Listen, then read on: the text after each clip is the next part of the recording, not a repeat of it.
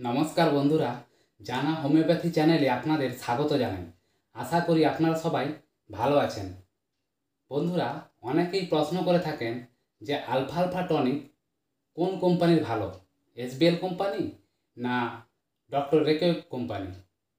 বন্ধুরা, এই প্রসঙ্গে যাওয়ার আগে আপনারা ভিডিওটি স্কিপ না করে দেখুন, তাহলে পুরো বিষয়টি ক্লিয়ার বুঝতে পারবেন।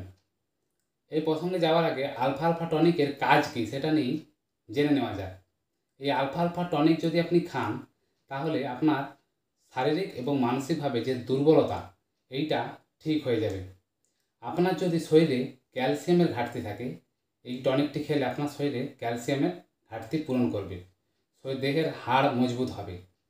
এর পাশাপাশি এই টনিকটি খেলে নার্ভাস সিস্টেম, শরীরের যে নার্ভগুলোকে সতেজ করে এবং শরীরের যে মাসেল, যে মাংসপেশির যে যন্ত্রণা, এগুলোকে ঠিক করে। এই টনিক খেলে খুব উপকার পাবেন।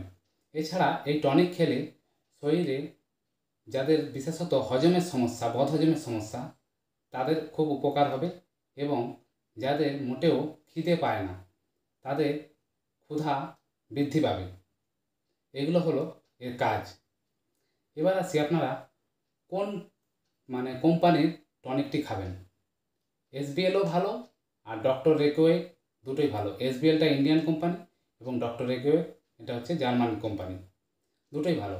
কিন্তু সেক্ষেত্রে যদি বলেন, আমি বলবো যে এসবিএলটাই ভালো খাওয়া, কারণ এর এমআরপি হচ্ছে 350 টাকা 500 ml দাম, আর যেখানে ডক্টর রেকোয়েগের 500 ml দাম হচ্ছে 1200 টাকা। কাজ 19-20 এমন কিছু তফাৎ নেই। আমার অভিজ্ঞতা থেকে বলছি, আমি এসবিএলই খেয়েছি, দারুণ রেজাল্ট পেয়েছি। এবার বলি, যদি এই যে এদের যে দুজনের কম্পোজিশান, এরা 19-20 আছে। মূলত আমি এসবিএলেরটাই বলছি, কম্পোজিশান কী কী রয়েছে এতে। এতে রয়েছে আলফা আলফা, avena sativa, ginseng, China, hydrastis স্ক্যান, কালিফস, কালিয়াস, ফেরাস অ্যাসেটিকাম, ক্যালকারিয়া ফস। এগুলো হচ্ছে এসবিএল কোম্পানির যে আলফা আলফা টনিক এর কম্পোজিশান। এবার আসি এর ডোজটা আপনারা কীভাবে খাবেন। এই আলফা আলফা টনিকের ডোজ হচ্ছে, এসবিএলের বলছি আমি, 10 ml করে 3 বার খাওয়ার আগে খাবেন। প্রতিদিন 10 ml করে 3 বার খাওয়ার আগে খাবেন।